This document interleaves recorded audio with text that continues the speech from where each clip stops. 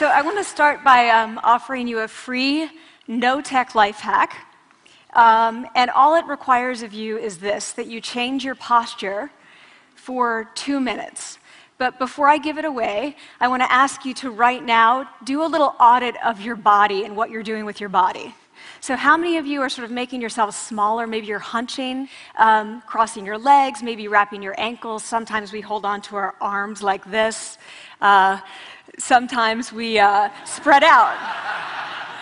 I see you. So I want you to pay attention to what you're doing right now. We're going to come back to that in a few minutes, and I'm hoping that if you sort of learn to tweak this a little bit, it could significantly change the way your life unfolds. So we're really fascinated with body language, and we're particularly interested in other people's body language. You know, we're interested in, like, you know, an awkward interaction, or a smile, or a contemptuous glance, or maybe a very awkward wink, or maybe even something like a handshake. Here they are arriving at number 10, and look at this lucky policeman gets to shake hands with the President of the United States. Oh, and here comes the Prime Minister of the... No.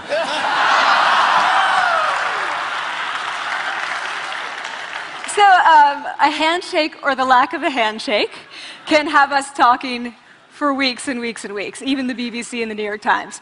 So obviously, when we think about nonverbal behavior or body language, but we call it nonverbals as social scientists, it's language. So we think about communication. When we think about communication, we think about interactions. So what is your body language communicating to me? What's mine communicating to you? And there's a lot of reason to believe that this is a valid way to look at this. So social scientists have spent a lot of time looking at the effects of our body language or other people's body language on judgments. And we make sweeping judgments and inferences from body language. And those judgments can predict really meaningful life outcomes, like who we hire or promote, who we ask out on a date. For example, Nalini Ambady, a researcher at Tufts University, shows that when people watch 30-second soundless clips of real physician-patient interactions, their judgments of the physician's niceness predict whether or not that physician will be sued. So it doesn't have to do so much with whether or not that physician was incompetent, but do we like that person and how they interacted? Even more dramatic, Alex Todorov at Princeton has shown us that judgments of political candidates' faces in just 1 second predict 70% of US Senate and gubernatorial race outcomes. And even, let's go digital, emoticons used well in online negotiations can lead you to claim more value from that negotiation. If you use them poorly, bad idea, right? So when we think of nonverbals, we think of how we judge others, how they judge us, and what the outcomes are. We tend to forget, though, the other audience that's influenced by our nonverbals, and that's ourselves. We are also influenced by our nonverbals, our thoughts and our feelings and our physiology. So what nonverbals am I talking about? I'm a social psychologist, I study prejudice, and I teach at a competitive business school. So it was inevitable that I would become interested in power dynamics. I became especially interested in nonverbal expressions of power and dominance. And what are nonverbal expressions of power and dominance? Well, this is what they are. So in the animal kingdom, they are about expanding. So you make yourself big, you stretch out, you take up space, you're basically opening up. It's about opening up. And this is true across the animal kingdom. It's not just limited to primates, and humans do the same thing. So they do this both when they have power sort of chronically, and also when they're feeling powerful in the moment. And this one is especially interesting because it really shows us how universal and old these expressions of power are. This expression, which is known as pride, Jessica Tracy has studied, she shows that people who are born with sight and people who are congenitally blind do this when they win at a physical competition. So when they cross the finish line and they've won, it doesn't matter if they've never seen anyone do it, they do this. So the arms up in the V, the chin is slightly lifted. What do we do when we feel powerless? We do exactly the opposite. We close up, we wrap ourselves up, we make ourselves small. We don't want to bump into the person next to us. So again, both animals and humans do the same thing. And this is what happens when you put together high and low power. So what we tend to do when it comes to power is that we complement the other's nonverbals. So if someone's being really powerful with us, we tend to make ourselves smaller. We don't mirror them, we do the opposite of them. So I'm watching this behavior in the classroom, and what do I notice? I notice that MBA students really exhibit the full range of power nonverbals. So you have people who are like caricatures of alphas, like really coming into the room. They get right into the middle of the room before class even starts, like they really want to occupy space. When they sit down, they're sort of spread out. They raise their hands like this. You have other people who are virtually collapsing when they come in. As soon as they come in, you see it. You see it on their faces and their bodies, and they sit in their chair and they make themselves tiny, and they go like this when they raise their hand. I noticed a couple things about this. One, you're not going to be surprised. It seems to be related to gender. So women are much more likely to do this kind of thing than men. Women feel chronically less powerful than men, so this is not surprising. But the other thing I noticed is that it also seemed to be related to the extent to which the students were participating and how well they were participating. And this is really important in the MBA classroom because participation counts for half the grade. So business schools have been struggling with this gender grade gap. You get these equally qualified women and men coming in, and then you get these differences in grades, and it seems to be partly attributable to participation. So I started to wonder, okay, so you have these people coming in like this, and they're participating. Is it possible that we could get people to fake it, and would it lead them to participate more? So my main collaborator, Dana Carney, who's at Berkeley, and I really wanted to know, can you fake it till you make it? Like, can you do this just for a little while and actually experience a behavioral outcome that makes you seem more powerful? So we know that our nonverbals govern how other people think and feel about us. There's a lot of evidence, but our question really was, do our nonverbals govern how we think and feel about ourselves? There's some evidence that they do. So, for example, when we smile when we feel happy, but also when we're forced to smile by holding a pen in our teeth like this, it makes us feel happy. So it goes both ways. When it comes to power, it also goes both ways. So when you feel powerful, you're more likely to do this, but it's also possible that when you pretend to be powerful, you are more likely to actually feel powerful. So the second question really was, so we know that our minds change our bodies. Is it also true that our bodies change our minds? And when I say minds, in the case of the powerful, what am I talking about? So I'm talking about thoughts and feelings and the sort of physiological things that make up our thoughts and feelings. And in my case, that's hormones. I look at hormones. So what do the minds of the powerful versus the powerless look like? So powerful people tend to be, not surprisingly, more assertive and more confident, more optimistic. They actually feel that they're going to win even at games of chance.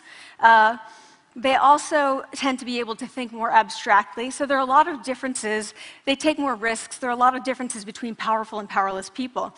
Physiologically, there also are differences on two key hormones, testosterone, which is the dominance hormone, and cortisol, which is the stress hormone. So what we find is that high-power alpha males in primate hierarchies have high testosterone and low cortisol.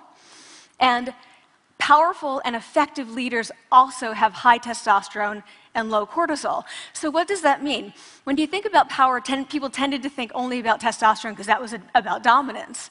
But really, power is also about how you react to stress. So do you want the high-power leader that's dominant, high on testosterone, but really stress reactive? Probably not, right? You want the person who's powerful and assertive and dominant, but not very stress reactive, the person who's laid back. So we know that in primate hierarchies, if an alpha needs to take over, if an individual needs to take over an alpha role sort of suddenly, within a few days, that individual's testosterone has gone up significantly and his cortisol has dropped significantly.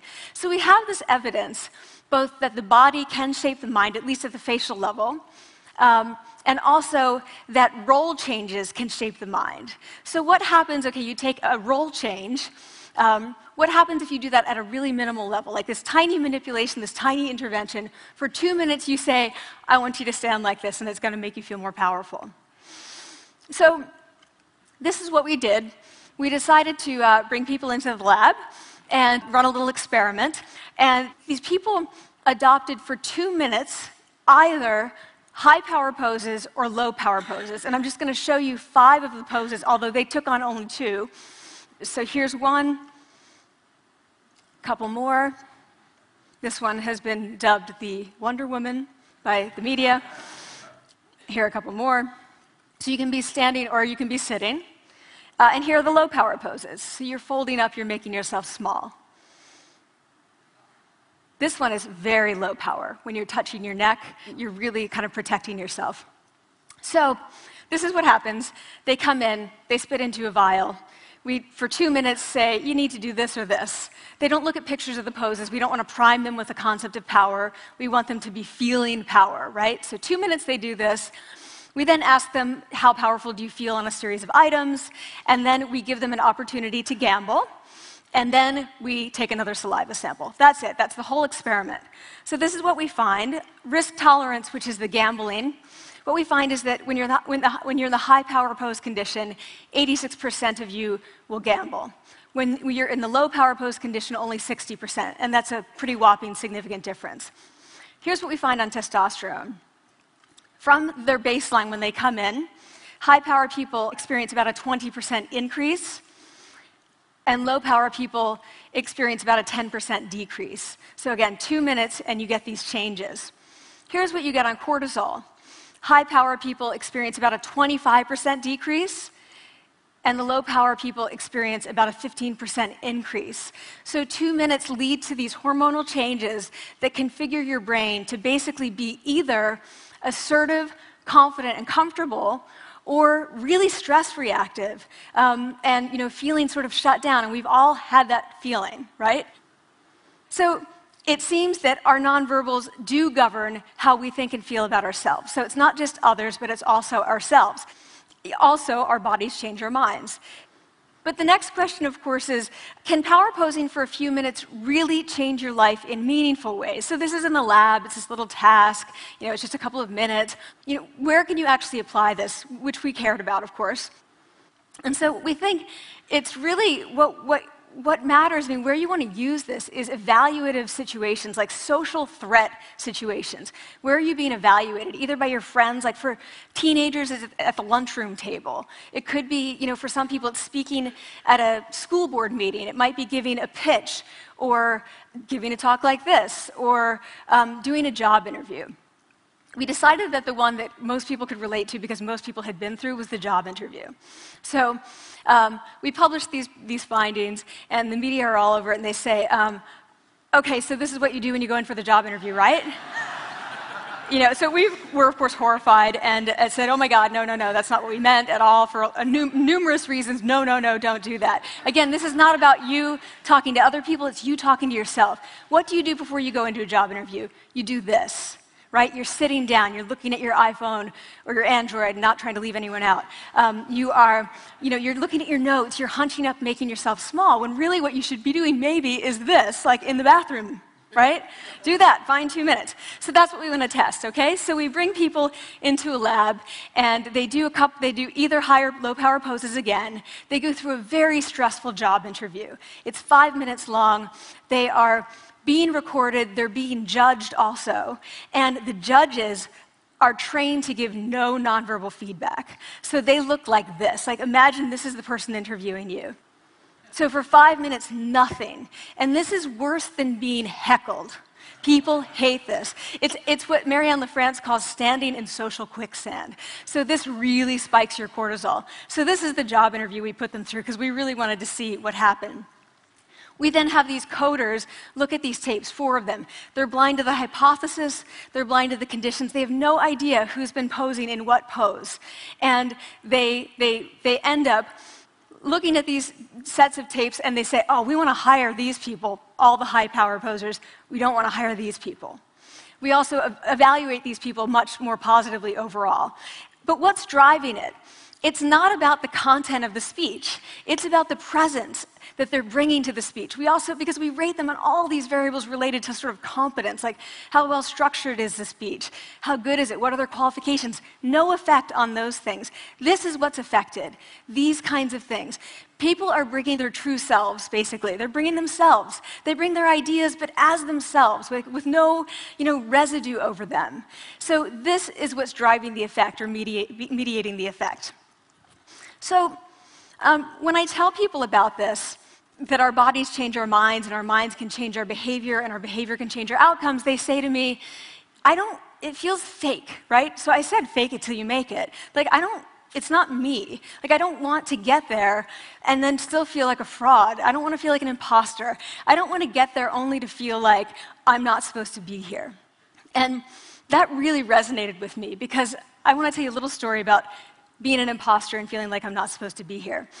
When I was 19, I was in a really bad car accident. I was thrown out of a car, rolled several times. I was thrown from the car, and I woke up in a head injury rehab ward.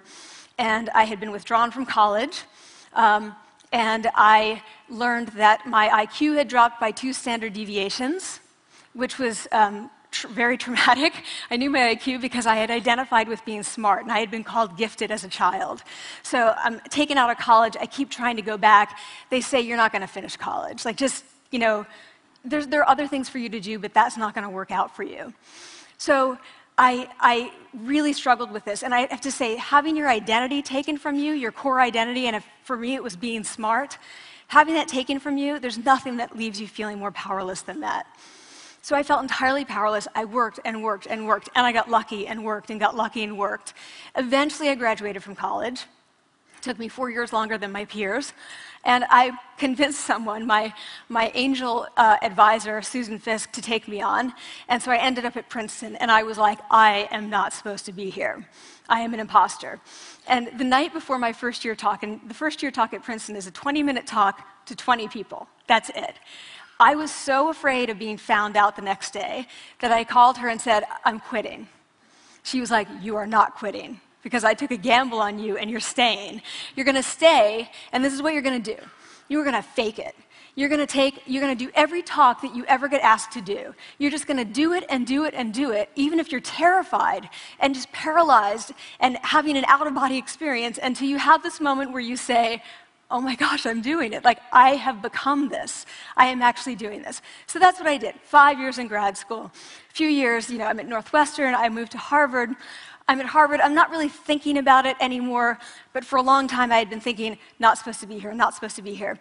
So at the end of my first year at Harvard, a student who had not talked in class the entire semester, who I had said, look, you got to participate or else you're going to fail, came into my office. I really didn't know her at all. And she came in totally defeated, and she said, I'm not supposed to be here.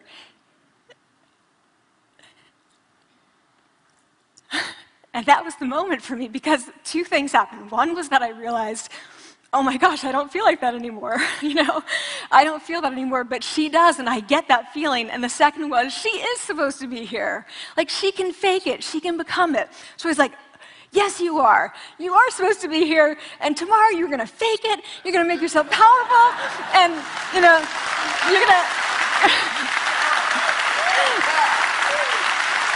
and you're going to go into the classroom, and you are going to give the best comment ever, And she gave the best comment ever. And people turned around, they were like, oh my God, I didn't even notice her sitting there, She comes back to me months later, and I realized that she had not just faked it till she made it, she had actually faked it till she became it. So she had changed. And so I want to say to you, don't fake it till you make it. Fake it till you become it. It's not do it enough until you actually become it and internalize. The last thing I want to leave you with is this. Tiny tweaks can lead to big changes. So this is 2 minutes. 2 minutes, 2 minutes, 2 minutes. Before you go into the next stressful evaluative situation, For 2 minutes, try doing this in the elevator, in a bathroom stall, at your desk behind closed doors. That's what you want to do. Configure your brain to cope the best in that situation. Get your testosterone up, get your cortisol down. Don't leave that situation feeling like, oh, I didn't show them who I am. Leave that situation feeling like, oh, I really feel like I got to say who I am and show who I am.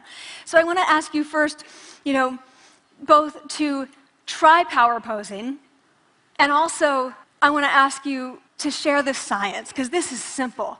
I don't have ego involved in this.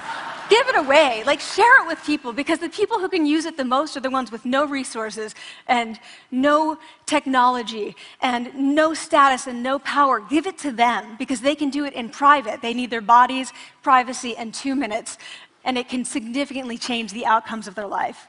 Thank you.